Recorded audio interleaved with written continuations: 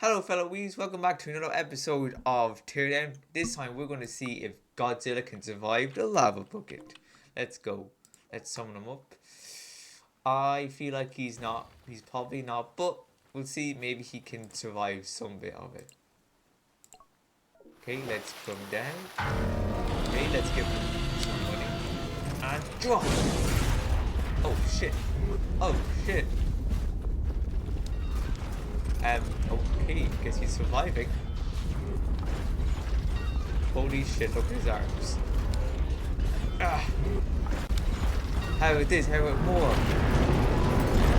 Let's cook one, guys. Let's make him not able to walk. Okay, hold on. This sound is just oh. Okay, let's just lower it. There we go. Ah! Ah! Ah! Ah! No! No! Oh shit! Oh shit! Oh shit! Oh shit! No! Ah! Ah!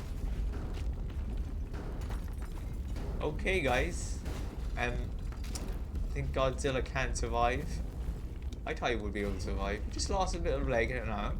He's okay. No, he's a bit fucked. Alright guys, so that's it. I hope you enjoyed. Leave a like, comment, subscribe, and I'll see you in the next one. Goodbye.